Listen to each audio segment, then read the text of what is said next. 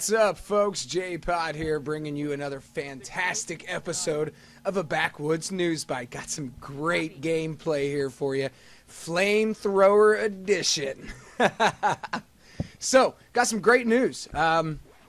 Something that I've been looking for to be confirmed from Naughty Dog for a long time, because I'm getting sick and tired of sticking up for this game's reputation. It is not a fucking zombie game, damn it. How many times do I have to say it?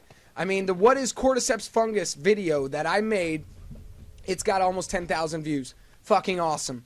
And a huge debate going around about toxoplasma or plasma gondii and cordyceps and zombie shit, you know, but it's not a zombie game, and here's the proof right here over at pixelenemy.com, my #1 source for gaming information. Guys, it should be yours too.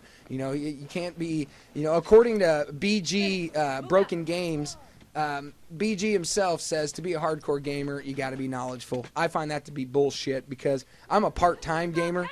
Okay, hey, I got over 1,000 trophies. I can hold my own of the best in any game that you toss at me.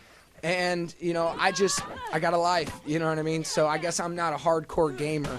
But I am very knowledgeable of information. That's why I force myself to go every couple days or every day, you know, check the sound bites, check the news bites, you know, run the news beats. That's what I call them, man, the news beats. So yeah, first news tonight, The Last of Us creators explain why subhuman characters aren't called zombies.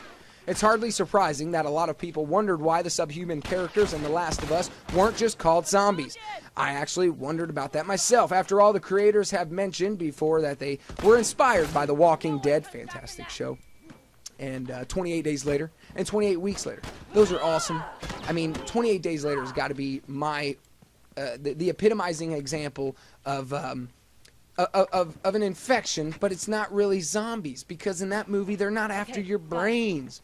Okay, and just like The Last of Us, they're not after your brains, you know what I mean? They're there to beat the shit on you, and you know, beat the shit out of you, kill you, and maul you to death, and move on to the next guy that he can do it to.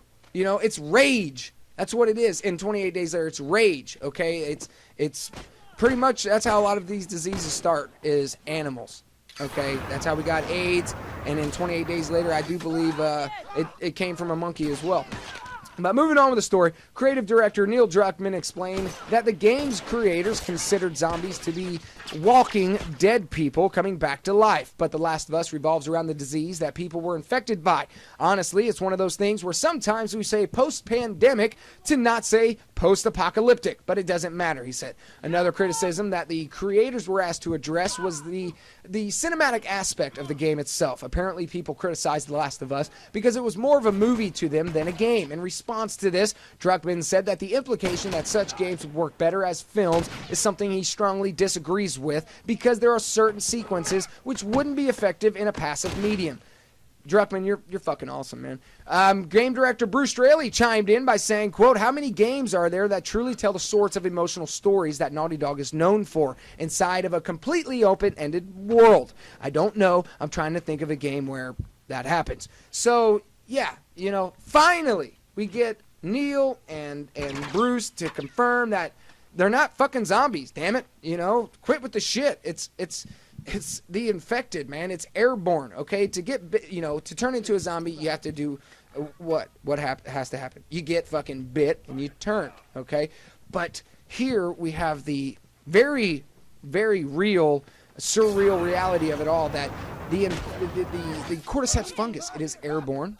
Okay, and that's just how the game implements it. It is airborne. You know, the clickers aren't there after your fucking brains. They're there to beat the shit out of you and whoever's with you, and move on to the next person to beat the shit out of. You know what I mean? And maul you to death. That's it. That's it. You know, and it scares the hell out of you.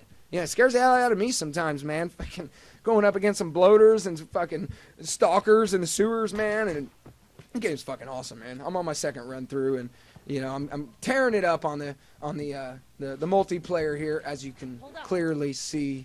I'm just, you know, running around, being a douche, but I'm kicking people's asses too. Look at this cat. Boom, got you on the run. Get the fuck down. Get down, God damn it. Got another piece of Last of Us news.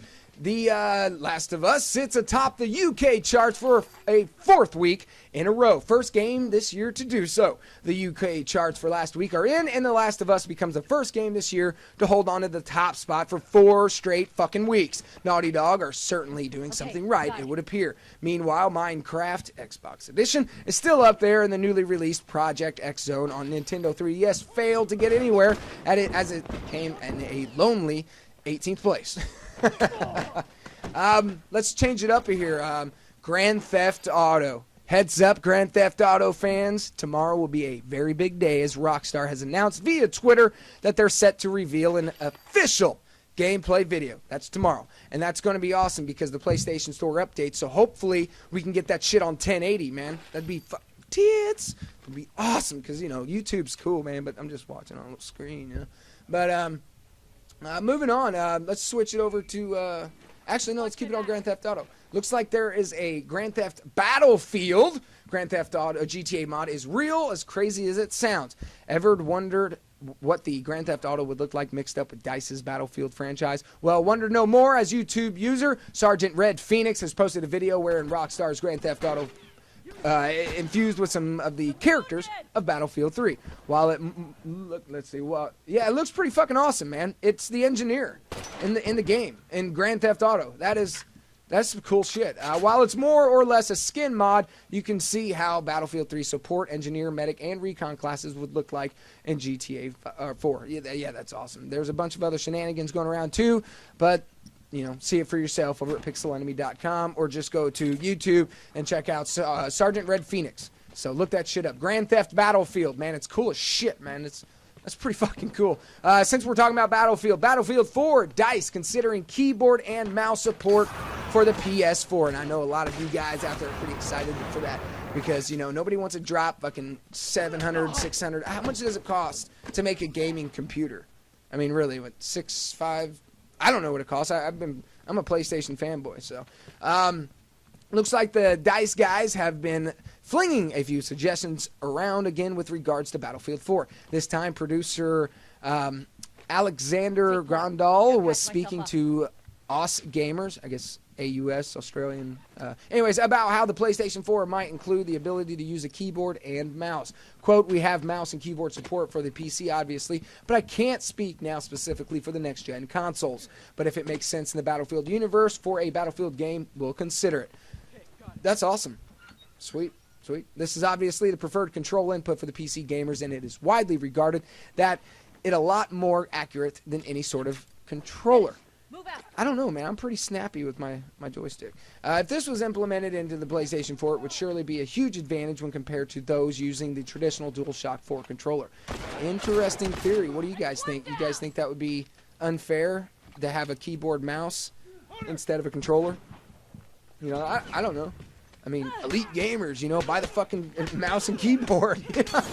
I'm not a mouse keyboard guy, man. I couldn't do it. I don't know how you guys do it, and you guys are awesome. So yeah, that's pretty cool. That's pretty fucking cool. And speaking of the PS4, since we're talking about the PS4, GameStop's unlimited pre-orders reach limit standard edition sold out. That's fantastic. They said an unlimited reach limit, and they sold out in 2 weeks. Check this out. GameStop's unlimited pre-orders have reached their limit, as we reported 2 weeks ago. Pixel Enemy. Sony had been allowing GameStop to take as many pre-orders as possible. Now, just after 2 weeks, the demand has exceeded the supply. PS4! The standard PlayStation 4 edition is now sold out on the GameStop website, and the more expensive bundles are limited to 1 per household. Got to limit that shit, man. Got to make sure, you know, I don't want any hoarders out there. That's shady, man. That's shady. If you still want to pre-order the standard edition console from GameStop, you need to hurry, as it is possible that some local GameStop stores haven't had their quotas completely filled. It should be noted that the Xbox One Day 1 edition is still available for pre-order. So while Sony are suffering from the excess demand, Microsoft are having a little more trouble shifting their supply.